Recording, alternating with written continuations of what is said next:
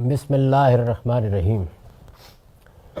عن عمر بن الخطاب قال سمعت رسول اللہ صلی اللہ علیہ وسلم یقول من اذل راس غاز اذلہ اللہ یوم القیامہ ومن جخذ غازیا حتی یستقل بجہازہ کان لہ مثل اجرہ حتی یموت او یرجع ومن بنا مسجدا یذکر فی اسم اللہ بنى اللہ لہ بیتا فی الجنہ.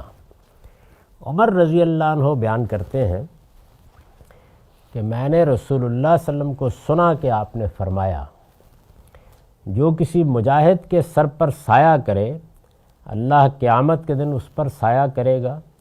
جو کسی مجاہد کے لیے سامان جہاد مہیا کرے یہاں تک کہ وہ اپنے پاؤں پر کھڑا ہو جائے اس کے لیے اس مجاہد کے برابر اجر لکھا جاتا رہے گا یہاں تک کہ اس کو موت آ جائے یا وہ جنگ سے لوٹ آئے. اور جو شخص مسجد تعمیر کرے جس میں اللہ کا ذکر کیا جائے اللہ جنت میں اس کے لیے گھر تعمیر کر دے گا.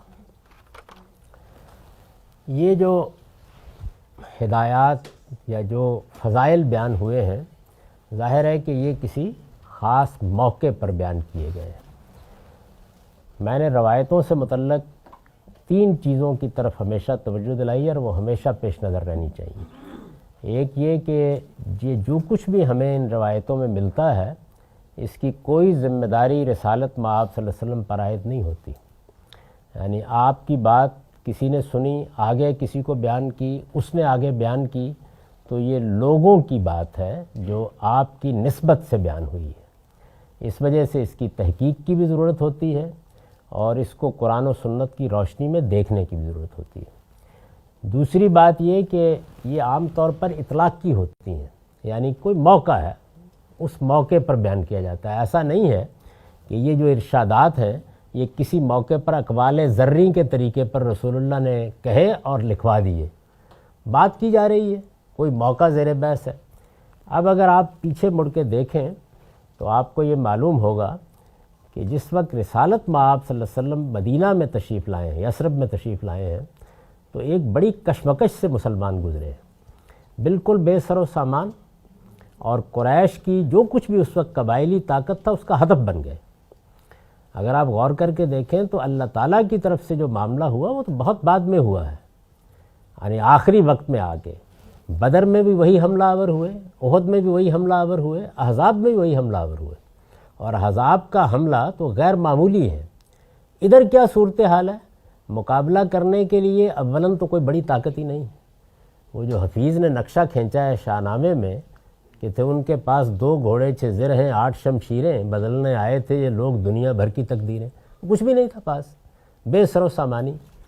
یعنی بے سر و سامانی جنگ کے پہلو سے تو جتنی تھی جو لوگ مہاجرین کی حیثیت سے آئے ان میں بھی چند تھے جو اپنی معیشت کو اپنے پاؤں پر کھڑا کرنے میں کامیاب ہوئے. چند تھے یعنی چونکہ یہ حضرات جو مکے سے آئے یہ کھیتی باڑی باغوں کی پرورش سے واقف ہی نہیں تھے تو یہاں پہ وہی ذریعہ تھا تو کچھ نے تجارت کرنا شروع کر دی اور کچھ نے کھیتی باڑی کرنا شروع کر دی. بہت تھوڑے ایک بڑی تعداد کو مواخات میں رسالت مآب صلی اللہ علیہ وسلم نے اپنے پاؤں پر کھڑا کرنے کی اسکیم بنائی یعنی ایک انصاری کا بھائی بنا دیا گویا خاندان میں شریک کر دیا. اور اس کے باوجود اتنے لوگ باقی رہ گئے کہ ایک مہاجر کیمپ لگانا پڑا جو آخری زمانے تک رسالت مآب صلی اللہ علیہ وسلم کی مسجد میں لگا رہا ہے. اسی کو صفہ کہتے ہیں. اصحاب صفہ کیا تھے لوگوں نے بعد میں اس کو تعلیم گاہ بنا لیا وہ اصل میں مہاجر کیمپ ہے اور کچھ بھی نہیں. یعنی جن لوگوں کو کوئی موقع نہیں مل سکا کہیں بھی ان کو ایڈجسٹ نہیں کیا جا سکا ان کے لیے قرآن نے وہ اپیل کی ہے جو سورہ میں آپ دیکھتے ہیں سورہ بقرہ میں وَلِلْفُقَرَاءِ الَّذِينَ أُحْصِرُوا فِي سَبِيلِ اللَّهِ اللہ کی راہ میں یہ صورت ہے. اس میں جنگیں پیش آ گئی ہیں. کوئی اسٹینڈنگ آرمی نہیں ہے اور کہیں امریکہ سے F-16 بھی نہیں خریدے جا سکتے. یعنی وہی ایک چھوٹی سی بستی ہے ایک مدینے کی اس کے اندر سے دفاع کرنا ہے. اس کے اندر رکھ کے یہ دیکھیے کہ جو کچھ بھی دین کی خدمت اس وقت ہے وہ 2 ہی پہلوؤں سے ہو رہی ہے. ایک یہ کہ اللہ کی توحید اس کی نماز اس کی عبادت کے مراکز بنائے جائیں. چھوٹی چھوٹی بستیاں ہیں ان کے اندر تاکہ لوگوں کی تعلیم کا بندوبست ہو. مسجد ہی تعلیم کا ذریعہ ہے اسی میں نماز پڑھنی ہے اسی میں کسی نے کوئی دین کی ہدایت کی بات بتانی ہے تو سوسائٹی کی دینی تنظیم کا مرکز مسجد ہے اور جو خطرہ درپیش ہے اس میں لوگوں نے بہرحال جنگ کرنی ہے. تو لوگوں کا حال کیا ہے؟ کوئی اسٹینڈنگ آرمی نہیں، یعنی کھڑے ہونے کی جگہ بھی خود ہی بنانی ہے، اسلحہ بھی خود ہی لینا ہے، یا آپ نے ان کی مدد کر دینی ہے. تو اس لیے قرآن مجید نے پھر وہ اپیل کی کہ جاہدوا باموالکم وانفسکم، یعنی مال سے بھی مدد کرو اور جانوں سے بھی مدد کرو. تو اللہ کی نصرت کا جو تقاضا ہے، اللہ کے دین کی مدد کا تقاضا، یہ اس وقت دو صورتوں میں بالکل نمایاں تھا رسول اللہ کے زمانے میں. یعنی اللہ کے دین اور مسلمانوں کی حفاظت کے لیے جو جنگ و جدال درپیش تھا اس میں خدمات انجام دینی ہے، اور دین کی تعلیم کے اور اللہ کی عبادت کے مراکز بنانے ہیں. گویا مسجد اور جہاد دو بہت بڑی چیزیں تھیں اس میں. تو حضور نے اس کی طرف توجہ دلائی اور یہ بتایا کہ کیا کیا اجر ہے. تو میں نے اس پر لکھا ہے کہ اللہ کی راہ میں جہاد کرنے والوں کو کی مدد یا مسجد کی تعمیر دونوں دین کی نصرت کے کام ہیں. اب ذرا نگاہ اس پر ڈالیے کہ ہمارے ایمان جب ہم لاتے ہیں اللہ پر تو اس کے بنیادی تقاضے کیا ہیں. تو میں نے اس کو اپنی کتاب میں دین حق کے آخر میں بیان کیا ہے کہ ایمان کا پہلا تقاضا اچھا عمل ہے، دوسرا تقاضا اپنے گرد و پیش کو سچائی کی، خیر کی، حق کی نصیحت کرنا اور اس پر ثابت قدم رہنا ہے. یہ تقاضے تو ہمہ وقت ہیں، لیکن تین ایسے تقاضے ہیں جو حالات کے لحاظ سے پیدا ہوتے ہیں.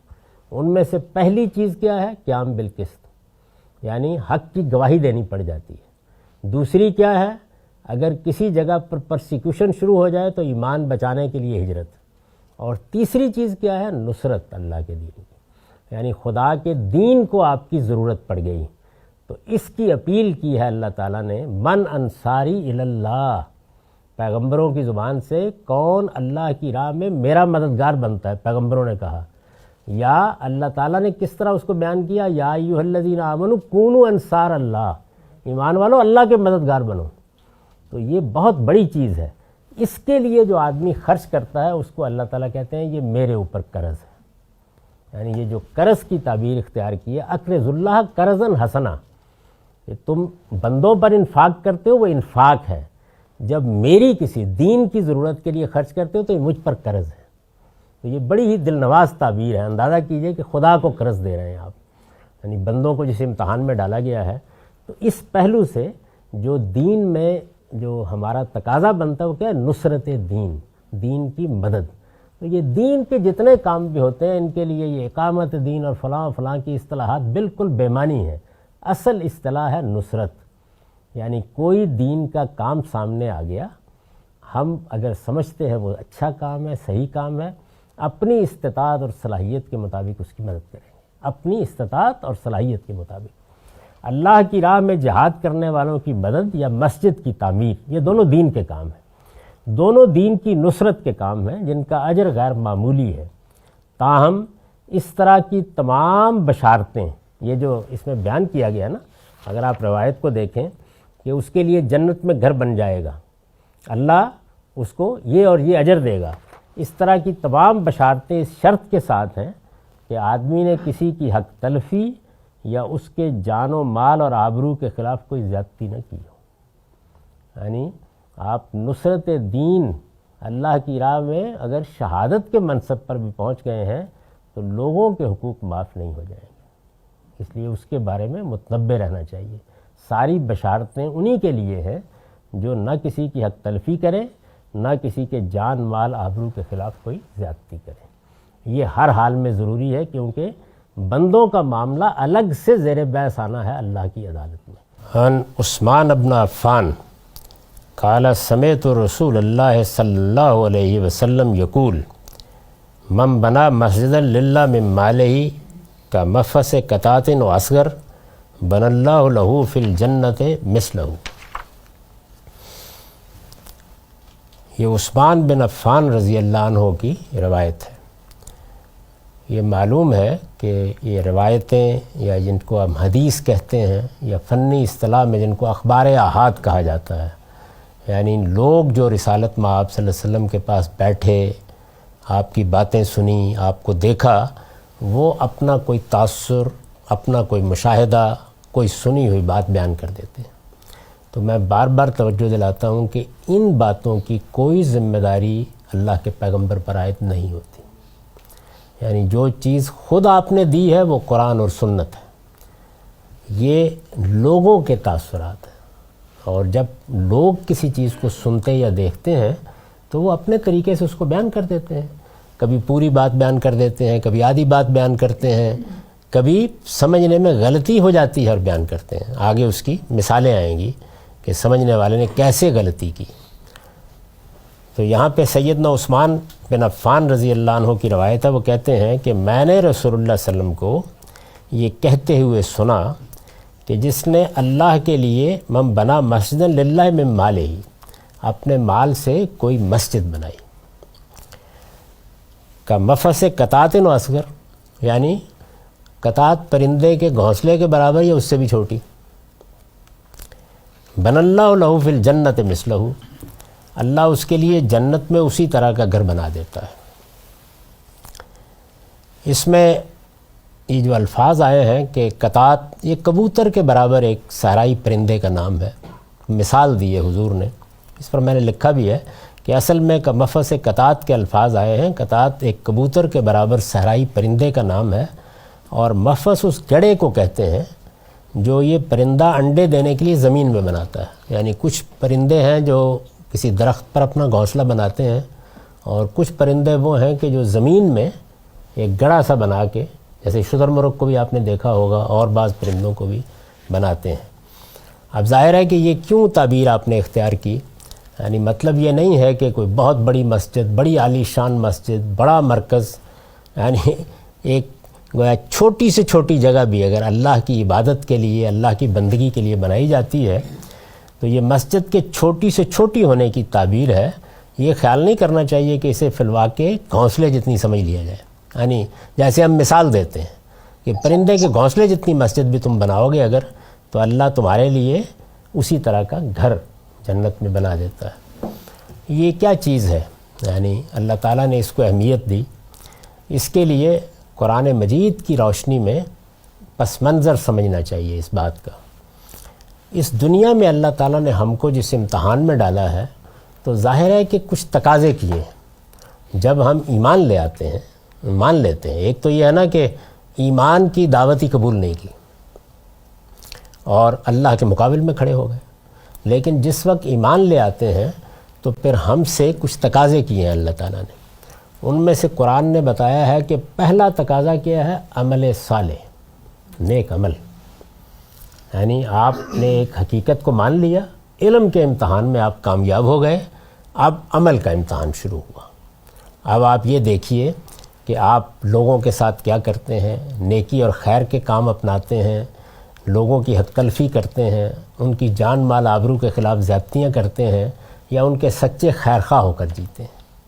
یہ معلوم کرنے کے لیے فواحش میں مبتلا ہو جاتے ہیں یا پاکیزہ زندگی بسر کرتے ہیں، شرک کو اختیار کر لیتے ہیں یا توحید کی صحیح راہ پر قائم رہتے ہیں، اپنی طرف سے دین بنانا شروع کر دیتے ہیں یا خدا کے بنائے ہوئے دین کی پیروی کرتے ہیں۔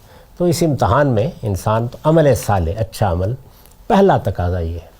دوسرا تقاضا یہ بیان کیا گیا ہے کہ آپ کے گرد و پیش میں دوسرے انسان ہوں گے، یعنی ہم دنیا میں تنہا تو نہیں ہوتے نا، کسی جنگل میں نہیں پیدا ہوتے کہ جہاں اپنے آپ ہی کو دیکھیں، کوئی ماں ہوگی، کوئی باپ ہوگا، دوسرے لوگ ہوں گے، اعزاء ہوں گے، اقربا ہوں گے، کہیں جا کے کمائیں گے، بیٹھیں گے، لوگوں سے ملیں گے، معاشرہ بنے گا، سیاست، معیشت، ساری دنیا وجود میں آ جائے گی۔ چھوٹے سے چھوٹے پیمانے پر بھی انسان زندگی کی ابتدا کرے گا تو یہ سب چیزیں وجود میں آ جاتی ہیں۔ تو دوسرا تقاضا یہ کیا گیا ہے کہ وہ اپنے گرد و پیش کے ماحول کو بھلائی کی طرف دعوت دیتا رہے، اچھی باتوں کی طرف، وہ اچھی باتیں جو عالمگیر ہیں، ساری دنیا مانتی ہے۔ جھوٹ بولنا بری بات ہے، دیانتداری کے ساتھ سچی بات کرنا اچھی بات ہے، تو بھلائی، اس کو قرآن اپنی اصطلاح میں معروف کہتا ہے، جانی پہچانی بھلائیاں، اور وہ چیزیں کہ جو ساری دنیا کے نزدیک عالمگیر سطح پر پوری انسانیت کے ہاں برائی ہے، قرآن اس کو منکر کہتا ہے۔ ساری دنیا مانتی ہے کہ ملاوٹ کرنا کوئی اچھی بات نہیں ہے، دھوکہ دینا کوئی اچھی بات نہیں ہے، ان سے لوگوں کو روکیں۔ تو دوسرا تقاضا یعنی اچھے عمل کے بعد یہ کیا گیا ہے کہ تم اپنے گرد و پیش کے ماحول سے بے نیاز ہو کر نہیں رہو گے، بلکہ اپنے ماحول میں، یعنی آپ کے بچے ہیں، آپ کے اعزاء ہیں، آپ کے اقربا ہیں، آپ کے ملنے والے ہیں، تو ان کو بھلائی کی تلقین کرتے رہو گے اور برائی پر متنبہ کرتے رہو گے، بتاتے رہو گے۔ یہ تقاضے تو مجھ سے ہیں، آپ سے ہیں، ہر شخص سے ہیں۔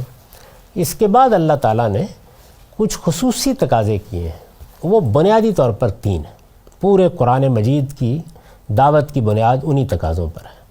وہ کبھی کبھی پیش آتی ہے صورتحال، یعنی ہر وقت نہیں آتی۔ اچھا عمل کرنا اور اپنے ماحول میں اچھی باتوں کی تلقین کرنا، برائی سے روکنا، یہ تو 24 گھنٹے ہم میں سے ہر شخص کی ذمہ داری ہے۔ لیکن یہ تینوں تقاضے حالات کے لحاظ سے پیش آتے ہیں۔